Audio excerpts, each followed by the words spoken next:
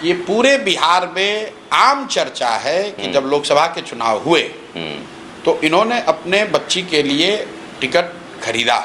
जिस दल में इनकी बच्ची, जिस दल से इनको टिकट मिला, उस दल के नेताओं ने बाकायदा प्रेस कॉन्फ्रेंस करके इस्तीफा दिया और इस ये आरोप लगाया। अशोक चौधरी जी जदयू के नेता हैं, इनकी बच्ची पॉलिटिक्स में है नहीं, लोकसभा के एमपी का टिकट मिलना ये साधारण बात नहीं है, वो भी उस दल से जिससे आपका कोई सरोकार नहीं है।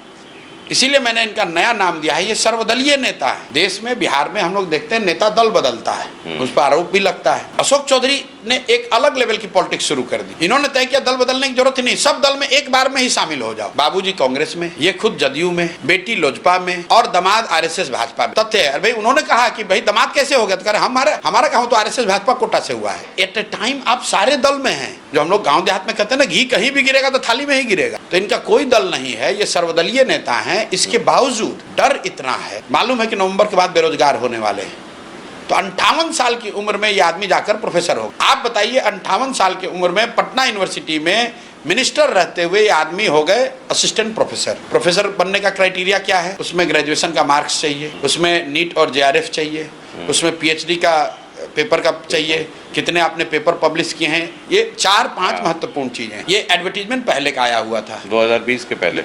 उस पहली बार में जेआरएफ का नीट का जो वेट था वो करीब 20 या 30 था, दोनों मिलाकर। उसको घटाकर कर दिया गया 7, और पीएचडी का वेट बढ़ाकर कर दिया गया 30। अब भाई साहब ये मिनिस्ट्री चला रहे थे कि पीएचडी का थीसिस लिख रहे थे? या इतने बड़े विद्वान हैं कि मिनिस्ट्री भी चलाते हैं और पीएचडी पर थीसिस भी इन्होंने लिख दिया? कहाँ से इन्होंने पीएचडी किया, किसके अंडर में पीएचडी किया, उसका कोर्स वर्क इन्होंने कहाँ किया है, जरा ये बताएं। और उसी पीएचडी के आधार पर इनको मिला है। ये मतलब आंख में धूल झोंक रहे हैं ये लोग, धूल भी नहीं झोंके, पूरा धूल ही से ढक दिया लोगों की।